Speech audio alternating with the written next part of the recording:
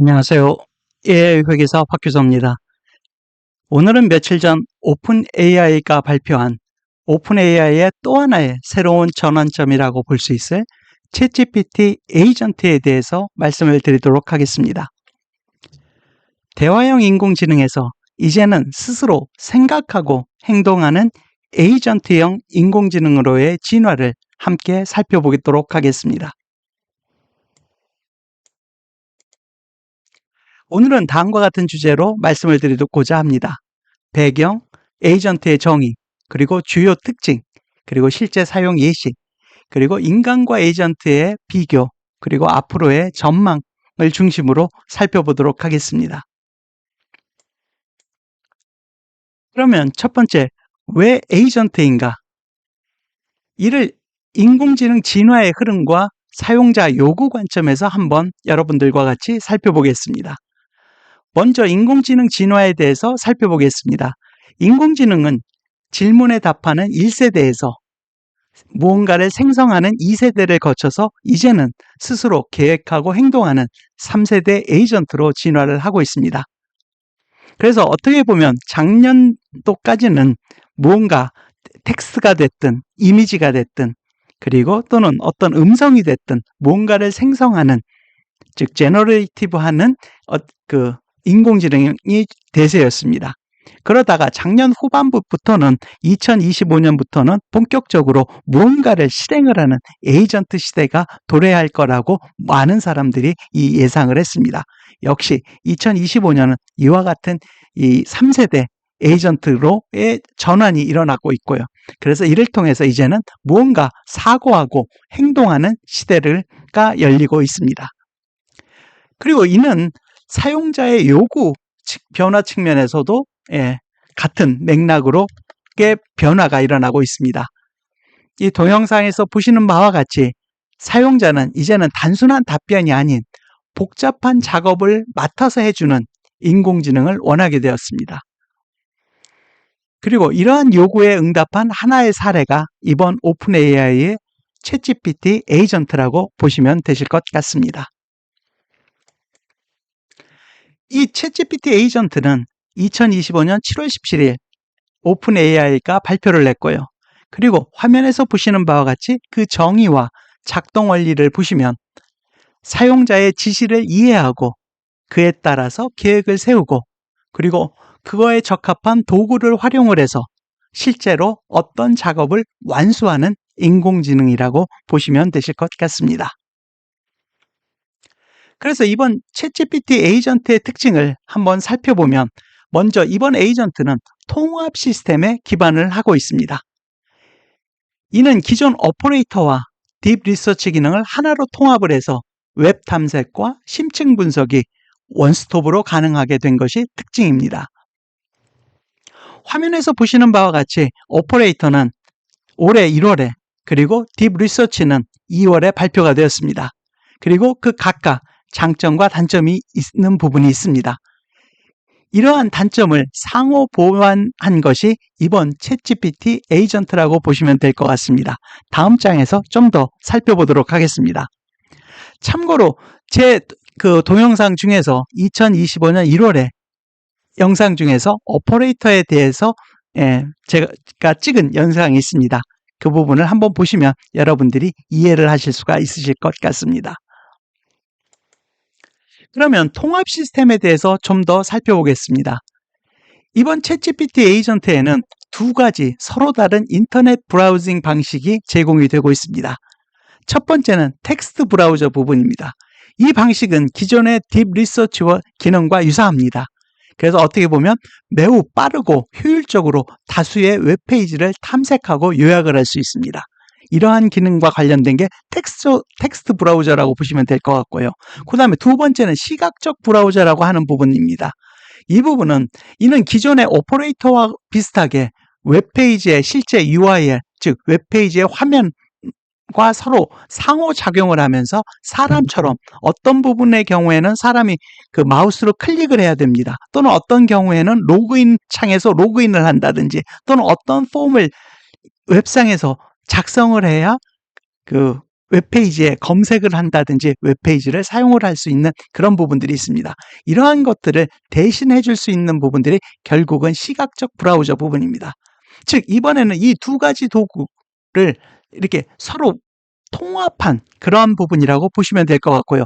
이 두 가지 도구를 서로 보완적으로 활용을 해야 어떻게 보면 인간인 사용자가 인터넷을 탐색하면서 작업하는 과정을 가장 자연스럽게 재현을 할 수가 있습니다. 그래서 이번 챗GPT 에이전트의 핵심은 바로 이 통합된 브라우징 시스템이라고 보시면 될 것 같습니다.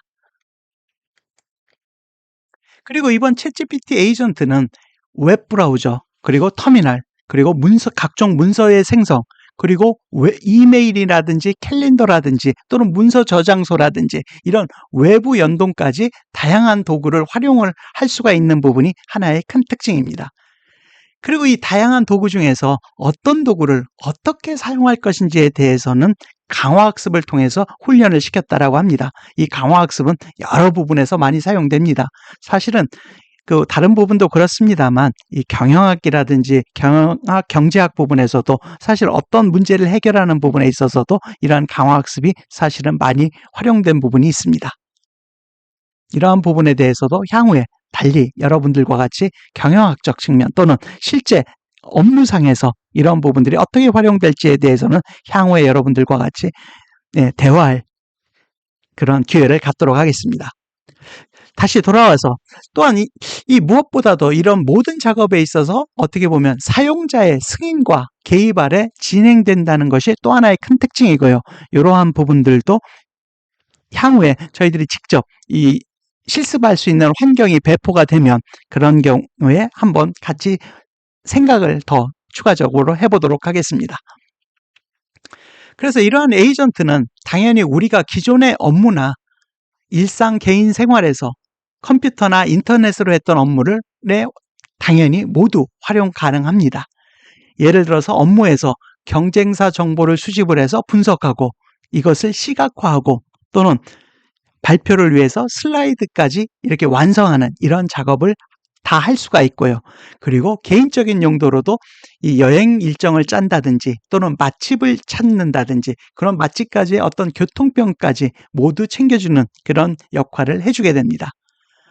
향후에는 당연히 이렇게 기존의 단순한 비서 이상의 역할을 해줄 수 있는 부분이 바로 이런 에이전트의 기능이라고 보시면 되실 것 같습니다. 다음으로는 우리 인간과 에이전트의 그 작업하는 방식을 한번 간단하게 한번 비교해 보도록 하겠습니다. 어찌 보면 우리 인간과 에이전트의 목표는 동일합니다. 즉 무엇인가 인간 사용자가 원하는 것을 생각하고 행동하는 것이 우리 인간이 직접 하느냐 아니면 이런 그 인공지능 또는 인공지능이 탑재된 에이전트가 하느냐 그 차이만 있다라고 보시면 될 것 같습니다.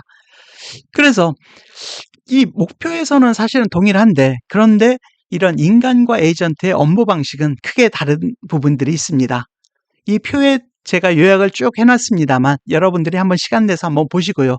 예를 들어서 인간은 이 업무에 따라서 도구를 바꿔가면서 즉 어떤 경우에서는 그 인터넷에 웹서칭을 한다든지 거기서 어떤 정보를 얻으면 그거를 가져다가 도구를 바꿔서 그 도구가 엑셀이 될 수도 있고 또는 워드가 될 수도 있고 파워포인트가 될 수도 있습니다. 이렇게 도구를 바꿔가면서 어떻게 보면 다소 수동적이고 단계별로 작업을 하는 부분이 있습니다.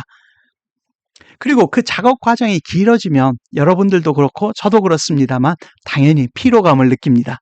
그런데 에이전트는 이 자동화된 프로세스를 통해서 어떻게 보면 인간보다 더 빠르고 효율적으로 작업을 수행하게 됩니다. 그리고 24시간 7일 계속 일해도 이 에이전트는 피로감을 느끼지 않는 그런 부분들이 있습니다. 그래서 핵심은 에이전트는 인간의 사고방식으로 일합니다. 그죠? 인공지능 자체가 어떻게 보면 인간을 닮아서 인간이 하는 그 역할을 하기 때문에 인간의 사고방식으로 일하지만 더 빠르고 지치지 않는다는 그런 특성이 있습니다. 다만 앞부분에서도 잠깐 말씀을 드렸습니다만 이런 과정이 향후에는 사용자가 언제든지 필요한 때에 승인과 개입이 가능해야 된다는 것이 중요한 하나의 포인트가 될 것 같습니다. 저도 물론 기존에도 생각을 했습니다만 이번 그 오픈 AI가 이 챗GPT 에이전트를 발표하면서 이런 중간에 인간 사용자의 승인 개입 요 개념을 설명했을 때 저런 부분은 진짜 중요한 개념이겠구나라고 다시 한번 저도 공감을 했습니다. 그래서 앞으로는 에이전트형 인공지능은 단순한 도구를 넘어서 인간 사용자의 협업 파트너로 진화될 것이 분명해 보입니다. 그리고 이 과정에서 당연히 안전성과 신뢰성을 강화하는 것이 필요하고요. 그리고 외부 서비스와의 연계도 분명히 확대될 거라 생각을 합니다. 그래서 AI는 더 이상 이제는 질문에만 답하는 도구가 아니라 이제는 함께 사고하고 행동하는 파트너인 시대가 도래했습니다. 그래서 오늘 말씀드린 어떻게 보면 오늘은 오픈 AI의 챗GPT 에이전트를 통해서 다시 한번 여러분들과 이 에이전트를 살펴봤습니다만 이 오픈 AI의 에이전트뿐만 아니라 지금 전 세계적으로 수많은 에이전트가 나오고 있습니다. 그래서 이런 에이전트에 대해서도 여러분들이 그죠? 직접 경험을 해보시는 것이 당연히 필요할 것 같고요. 이러한 부분을 통해서 여러분들의 생활, 일상생활 또는 여러분들의 직장생활이 더욱더 풍요해질 것이라고 저는 생각을 합니다. 그래서 오늘도 들어주셔서 감사하고 또 여러분들이 생각하시는 의견이라든지 여러분들이 생각하시는 좋은 아이디어를 같이 댓글을 통해서 공유를 해주시면 저도 그걸 통해서 향후 다른 그 주제를 가지고 또는 글을 쓸 때 그 참고해서 여러분들과 같이 공유를 하도록 하겠습니다. 그럼 오늘도 들어주셔서 감사하고 구독과 좋아요 또 부탁드립니다. 감사합니다.